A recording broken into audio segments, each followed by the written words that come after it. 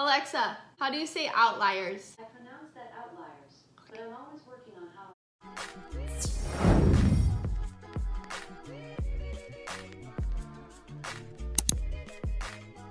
Hi everybody, welcome back, and if you're new here, welcome. I'm Nicole. It is time for another favorites video. It's hard to believe that it has been 2 months already since I have been on YouTube, and it's hard to believe that it's August now. I'm really excited for August. Fall is my favorite. I cannot wait for all the fall things. I know that August is technically a summer month, but I'm throwing that out the window personally, and I am embracing all things fall now. I'm super excited to share all of my favorites from the month of July, so let's get into the video. Let's start out straight away with the thing that I have been most obsessed of with the month of July. If you have been following me on Instagram stories, you know I am all about the TV show Euphoria. I cannot get enough of this show. It's got a perfect recipe of everything that appeals to me in the show. Teenage drama, teenagers acting badly. I don't know why I like watching that so much, but I really do. It's very dark, it's very gritty, it's very raw and real. If you are offended by anything really, you might not want to watch this show. It's pretty crazy. Greg was watching it with me and he turned to me and he was like, wow, I think this is the darkest show you've ever watched. So that just kind of gives you a little bit, but it is on HBO, and if you like shows that are, like I described, really dark and depressing, then definitely check it out. I actually have one more show that came to me as a little bit of surprise this month that I furiously binged through, and that is The Boys on Amazon Prime. The Boys is a show all about superheroes, but wait for it, with a dark twist. So again, easily offended, easily shocked, might want to skip past, but if you're all about the gritty and raw, definitely check this one out too. If you love sci-fi, if you love superheroes, and if you like things dark. For books last month, I have one recommendation, and that is the book Outliers by Malcolm Gladwell. This book was recommended to me by my stepmom, and I'm so glad she did because I loved this book.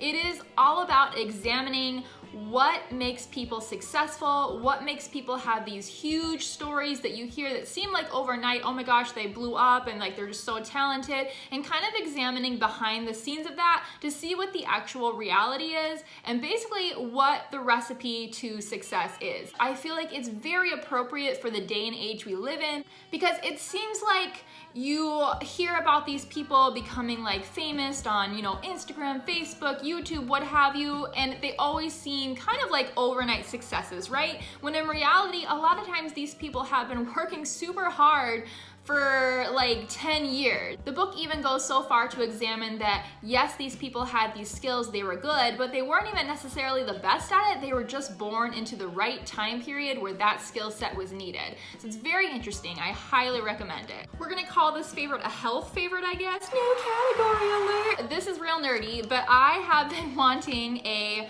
floss pick machine for quite some time. I've been aware of them, I guess, for a while, but didn't really pay them much thought. And then I was watching Queer Eye for the Straight Guy. Wait, it's not even called that anymore.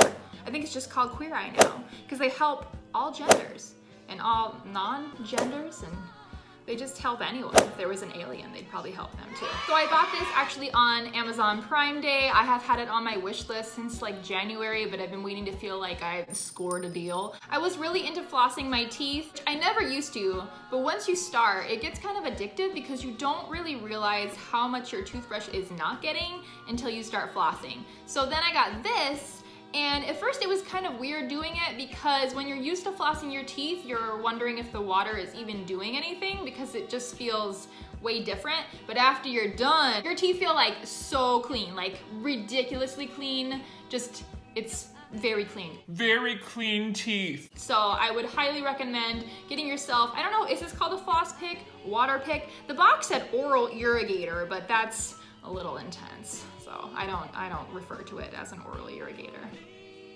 For clothing, I only have really one favorite, and it's this dang lavender jean skirt again. I think I actually showed this skirt back in the June favorites as like my thrifting find, and I remember saying that I wasn't really sure if I wore jean skirts. Guys, I had been wearing the heck out of this thing. I guess I didn't realize I was a jean skirt person because I didn't own one yet, and I am. I have just been finding so many outfits to pair this with, and it has been getting so much use, which makes me super happy because I got it for 99 cents at Goodwill. Score! For a food favorite, I am just keeping it simple with plums and nectarines. They are in season now. I love them so much. I could eat them all day long. Sometimes I do.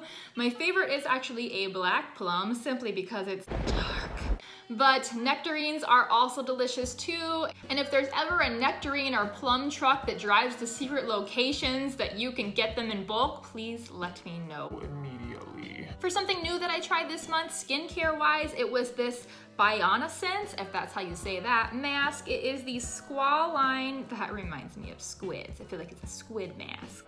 Squall line and tea tree detox mask. I was a little bit scared to try this because when I read something that says detox, it makes me feel like it's gonna break my skin out because it's like bringing all like the bad stuff to the surface. And I realize that's good for you, but sometimes I'm just like, no, just keep it down there where no one can see. Like, I can't see it, so I'm fine. I'm fine with the toxins. Don't be like that. That's not a good way to be. But it was actually fine. It didn't break out my face at all. It was very different than any mask that I currently own. It's pretty thick. It kind of smells like calamine lotion, and it gets really hard on your face. After I took it off, my skin did feel soft, and I didn't notice like enough benefits either way to make me want to repurchase it so far, but I'm gonna try it a few more times and see how it goes. If anything, I'm glad that I got to try it, and I'm gonna just say that my face has been successfully detoxed. And I think that's pretty much it for favorites. I really didn't purchase too much this month. It's the end of summertime, and so I feel like my summer wardrobe's good. I'm looking forward to the turn of the next season, and so I've kind of just been really happy and content with what I have. But I hope you enjoyed this favorites video. Make sure you subscribe if you haven't already. Hit the like button, ring the bell, because we are going strong over here, and there is lots more good video content coming Your way. Thanks so much for watching. Bye!